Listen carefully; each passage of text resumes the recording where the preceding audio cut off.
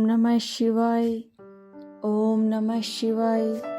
ओम नमः शिवाय। जय महाकाल भक्तों, आप सभी को श्रावण मास की हार्दिक शुभकामनाएं। आज है शिव महापुराण का 5वां अध्याय। तो चलिए अध्याय शुरू करते हैं। सूत जी बोले, शौनक, एक दिन चंचुला आनंद में मग्न उमा देवी के पास गई और दोनों हाथ जोड़कर उनकी स्तुति करने लगी।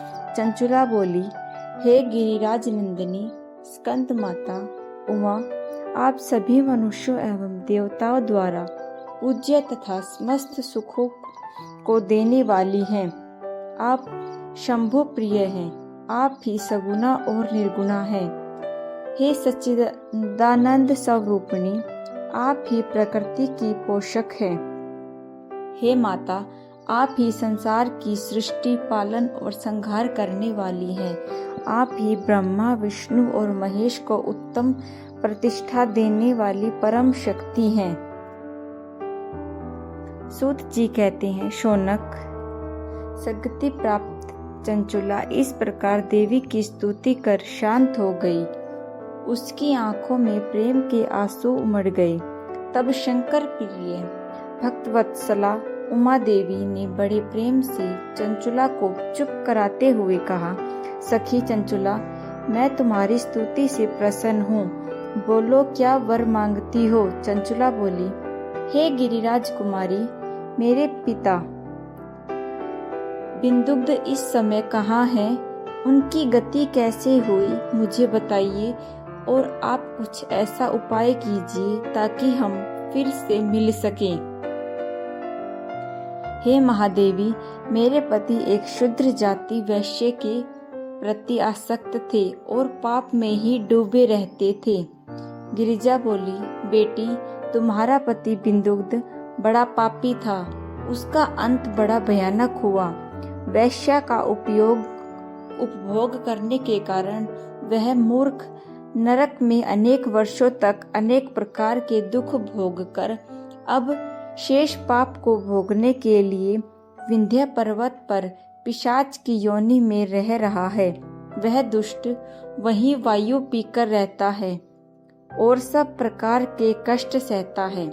सूत जी कहते हैं, शौनक, गौरी देवी की यह बात सुनकर चंचुला अत्यंत दुखी हो गई।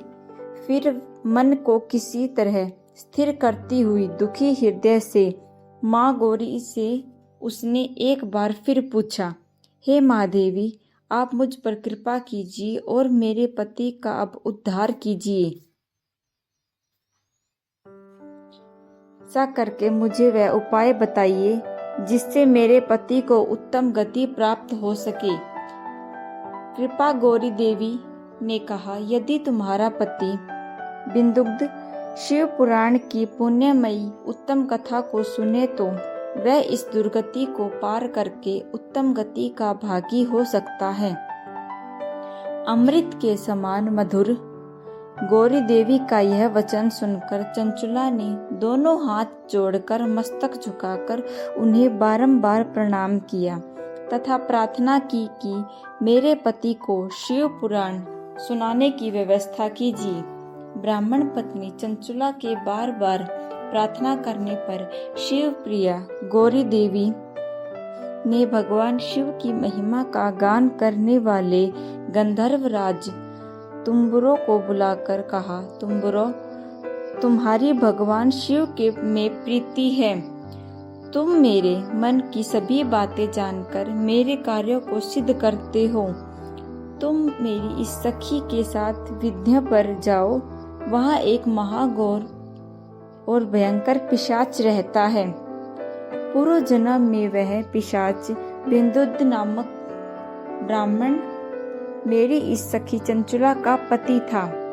वह वैश्यागामी हो गया। उसने स्नान, संध्या आदि नित्य क्रम छोड़ दिए। क्रोध के कारण उसकी बुद्धि भ्रष्ट हो गई। दुर्जनों से उसकी मित्रता एवं सज्जनों से द्वेष बढ़ गया। वह अस्त्र शस्त्र से हिंसा करता, लोगों को सताता और उनके घरों में आग लगा देता था।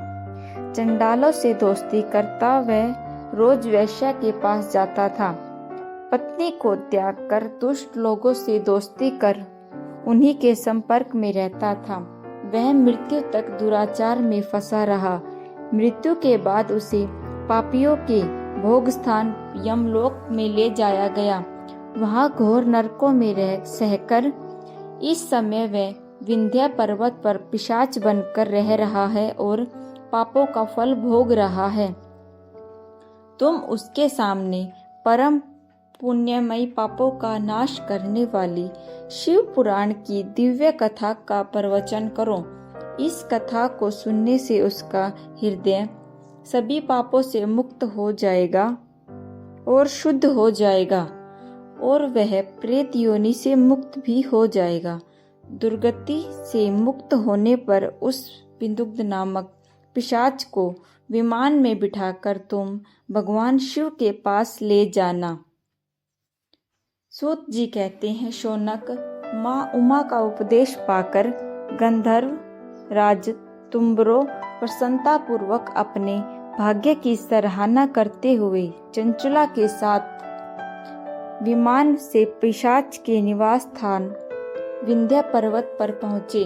वहां पहुंचकर उन्होंने उस विकरालाक आकृति वाले पिशाच को देखा। उसका शरीर विशाल था, उसको ठोड़ी बड़ी थी। वह कभी हंसता, कभी रोता, कभी उछलता था। महाबली तुम्बरों ने बिंदुक नामक पिशाच को पाशों से बांध लिया। उसके पश्चात तुम्बरों ने परम उत्तम शिव पुराण की अमृत कथा का गान शुरू किया। उसने पहले विद्येश्वरी संहिता से लेकर 7वीं वायु सिंधा तक शिव पुराण की कथा का स्पष्ट वर्णन किया। सातों संहिताओं सहित शिव पुराण को सुनकर सभी श्रोता कृतार्थ हो गए। परम पुण्य में शिव पुराण को सुनकर पिशाच सभी पापों से मुक्त हो गया और उसने पिशाच शरीर कर दिया। शीघ्र ही उसका रूप दिव्य हो गया। उसका शरीर गौर वर्ण का हो गया। शरीर पर श्वेत वस्त्र और पुरुषों के आभूषण आ गए। इस समय इस प्रकार दिव्य देहधारी होकर बिंदुग्ध अपनी पत्नी चंचुला के साथ स्वयं भी भगवान शिव का गुणगान करने लगा।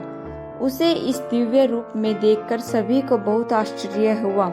उसका मन परम आनंद से परिपूर्ण हो गया। सभी भगवान महेश्वर के अद्भुत चरित्र को सुनकर कृतार्थ हो गए।